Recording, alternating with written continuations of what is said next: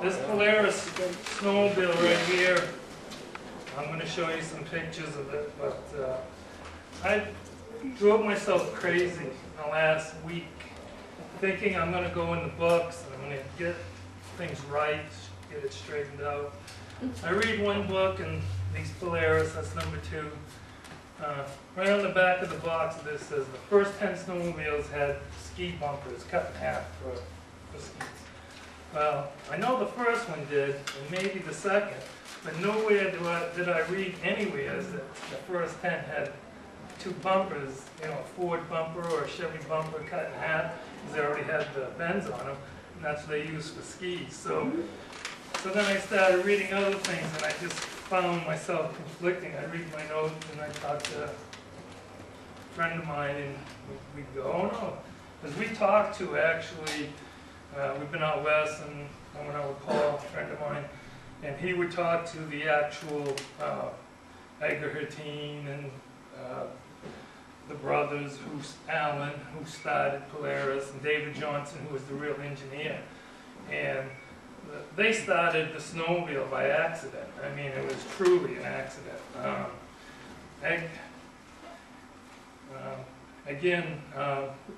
David liked to go hunting and all this, and he decided he was going to build a snowmobile, and his was cruder than the rest. And he did take a bumper and cut it in half, and took a real conveyor belt, not just pieces. Literally turned it around, put some cleats on it, and stuck an engine on there that would slide back and forth with a belt, and put it together. And back then, the name of the company was Hertine, Derrick, and Hoist. It was before it was Polaris Industries. So when the owner came by and he saw this contraption, he said, you know, what the heck are you doing? You know, they built farm equipment. You know, what are you doing, you know, wasting time building,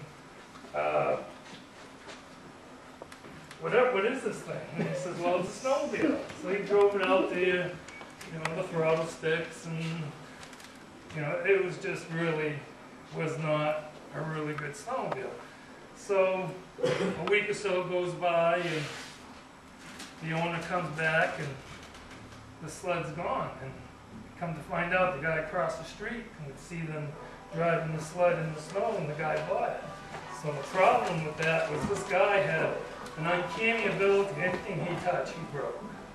So it became a full-time job to keep this Polaris snowmobile running. So number 1, that's why number 1 went from this crude-looking thing to what you see there, because they had to work on it so much. By the time they were done with him, you know, they were really thinking about doing a snowmobile. And he built number 2, and I'm talking, there was 2 brothers, and the other guy was kind of family because I think he was an in-law. So in the book they say that they were all family. And then when they built number 2, the guy was going on vacation, come back, and that one's missing. Well, the owner says, I had to sell it, you know, I just couldn't make payroll this week, you know. So they built number 3, and that's when they decided to change. If we're going to build different things than farm equipment, I think, you know, Hertine, Hoist, and Derrick just don't cut it. And so they're way up in Russo, Minnesota. That's about as far north as you can get in the United States. So they figured, you know, we'll call it Polaris Industries, you know, Polaris, the North Star. And under that umbrella, they could build just about anything. And so in '54, they built that number 1. In '55, they built 5. In '56, they built a few dozen. In '57, they actually built a few hundred. And basically, the first Polaris dealer was in Maine, was Campbell's out in Millinocket. They got signed up in '59 and got 60 models. So he became the first Polaris dealer. And so that's, but in between there, they had finally, like I had spoken, the patents had run out on the Eliza motor toboggan, so they kind of looked at it. So when you, can I get that same way to the pictures?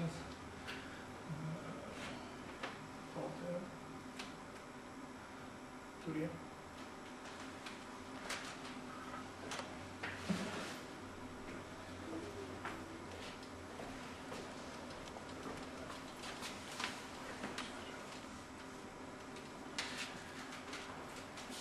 Alright, I'm gonna do this here. Everybody get a ticket? Everybody have a ticket? Should ask that. Since I know everybody's number, I'm not gonna do it. Alright.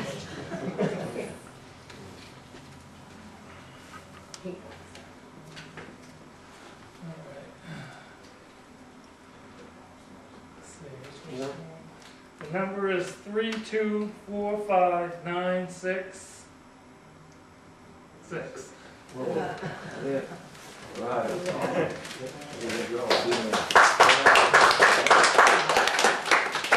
There you go. Yeah. I can see it. Yeah. If you have some snow, you can use it. Yeah. I got my two flowers at home, but a little one. You know, and if people are interested, like this book is, you can still get it.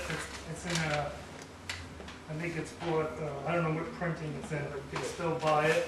And this tells the whole story of Polaris pioneers. And then you have Breaking Trail.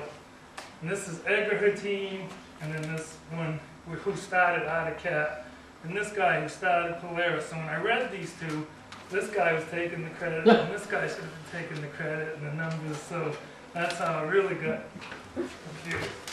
And then when I found this Snowmobile Bible, I even got even more confused. But books like this, then these are out of print, but you know, if you can find them, they got, you know, hundreds of pages, and they show a lot of, but there's, we were talking about Polaris, and this was the last Elizen toboggan. They still call them a toboggan, but believe it or not, that windshield and that front hood was an option. And basically, when that model came out, this was the first time that it had a clutch, that you would just give it the gas and go. And it's the same clutch they use today. The front clutch closes, the back one opens, it has a belt. Identical setup as they use today. And that's what made it be able to just use a regular engine and have, without dealing with shifting and everything else. And the Elizen, there is the museum is in Senior, Wisconsin, and he's got all the models there except for one, which was I guess a big bobsled with a cylinder engine, and you stood on the back of it and it was a cargo thing, but they don't know where it is. And so it kind of shows you, this is what the Elizen looks like, that's what the Polaris looks like. And this here is actually, you're talking 64, and this you're talking 53. And this here is a Polaris, it's a double track. These here were a lot smaller. These were their sports versions. But you're talking, this is a 1963, when Skidoo already had the yellow Skidoo out.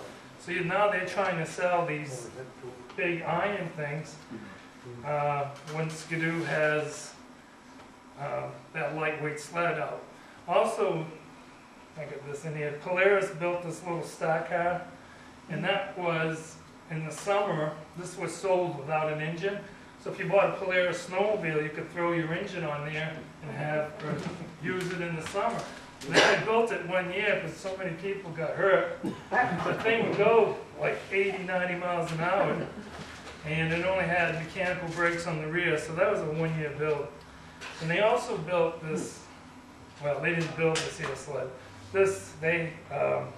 Scorpion built an air sled, and Polaris brought it in under their name. I actually have one of these under the real trail sled name. But here, you know, open propeller, you know, it's got a 4-cylinder airplane engine, and they'll go 80 to 100 miles across the lake, no brakes. You know, you use your propeller to slow yourself down. Literally, you took the wheels, the skis went on with 5 bolts. You just took those bolts on, put your tires on it, took your front tire